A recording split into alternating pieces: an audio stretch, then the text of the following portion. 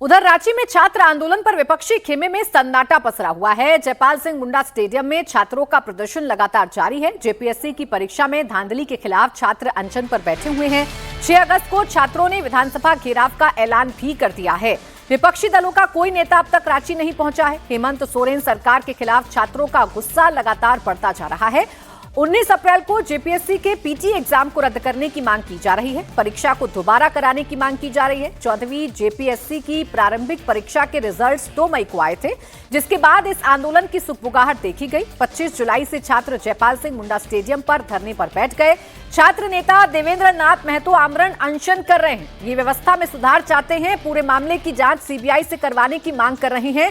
इन छात्रों की आवाज सुनने के लिए कोई विपक्षी नेता झारखंड नहीं पहुंचा है, रांची नहीं पहुंचा है।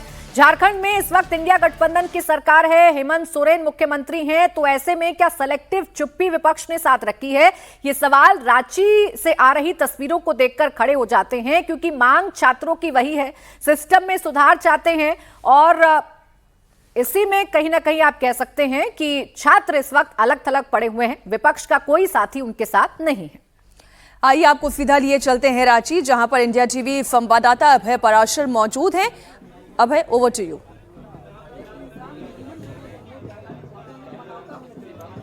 देखिए, बिल्कुल इस वक्त हम उसी स्टेडियम में मौजूद हैं जहां पर स्टूडेंट्स धरने पर बैठे हुए हैं। सरकार से मांग कर रहे हैं कि कब तक बच्चों के भविष्य के साथ खिलवाड़ किया जाएगा। ये पूरा स्टेडियम, जयपाल सिंह स्टेडियम, दोपहर के बाद ये पूरा स्टेडियम भर जाता है। 2 अलग अलग पंडाल यहां पर हैं और इस छप्पर के नीचे जो ये अस्थायी तौर पर यहां पर टेंट बनाया गया है, ये स्टूडेंट्स यहां पर बैठने को मजबूर हैं। सवाल ये खड़ा हो रहा है कि जंतर मंतर पर तमाम विपक्षी नेता पहुंच जाते हैं, जिसमें आम आदमी पार्टी, समाजवादी पार्टी, कॉकरोच जनता पार्टी के लोग सब पहुंच जाते हैं, लेकिन यहां पर एक भी सरकार का नुमाइंदा आखिरकार क्यों नहीं पहुंच रहा है?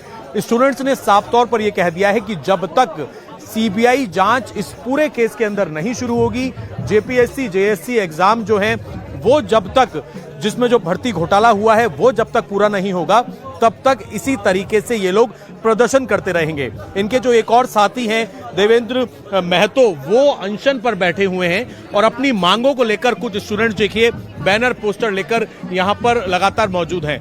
ये बताइए कि आप लोग एस्पिरेंट्स हैं, छात्र हैं और लगातार मांग कर रहे हैं कि यहाँ पर आप लोगों की सुध ली जाए। मुझे लेकिन यहाँ पर कोई नेता दिखाई नहीं दे रहा। जितने लोग जंतर मंतर पहुंच रहे थे, इसकी वजह क्या है? क्योंकि इंडी गठबंधन की सरकार है, इस वजह से कोई नहीं पहुंच रहा। बात तो आप सही बोल रहे हैं, क्योंकि वहाँ जंतर मंतर पे बड़े बड़े नेता लोग पहुंचे थे। रांची का जंतर मंतर में अभी तक तो 11वां दिन हो गया आज प्रोटेस्ट का, अभी तक तो यहाँ कोई पहुंचा नहीं हुआ है। नैतिक रूप से कोई समर्थन नहीं दिया हुआ है और यहाँ पार्टी पॉलिटिक्स का कोई नहीं है। जितना भी है जेन्युइन एस्पिरेंट है यहाँ पे। हम लोग का यही मांग है, जेपीएससी जेएसएससी सीजीएल जो टीडीपीएल कंपनी उत्तर प्रदेश में ब्लैक लिस्टेड किया हुआ था, आपका झारखंड में भी इसको जेएसएससी ब्लैक लिस्टेड किया हुआ है। वो कंपनी जेपीएससी में एग्जाम कंडक्ट करा रहा है। इसमें जेएसएससी में जो एक मैनेजिंग डायरेक्टर था अभय तिवारी करके नाम, उसमें एमओ साहब है, ब्लॉक ऑफिसर थे। वो इंसान जेपीएससी में पीटी एग्जाम निकाले हैं, सीजीएल में जॉब कर रहे हैं, 2nd रैंक है और पीजीटी का भी एग्जाम में टॉप कर जा रहा है। सोचिए कितना गंदा स्थिति है कि स्टूडेंट पढ़ने वाला का या नहीं हो रहा है, जो बाहर से आ रहा है उसको नौकरी मिल जा रहा है। तस्वीर आपने लगाई हुई है, इन्हीं की बात कर रहे हैं आप। और यहाँ पर आप देखिए तस्वीरें लगाई हुई हैं कि जो एक शख्स कई सारे एग्जाम यहाँ पर आराम से पास कर रहा है और जो स्टूडेंट्स लगातार मेहनत कर रहे हैं उनके नंबर नहीं आ रहे, उनको मौका नहीं मिल रहा। अब ये बताइए, मैंने सुना यहाँ पर लाइट काट दी गई।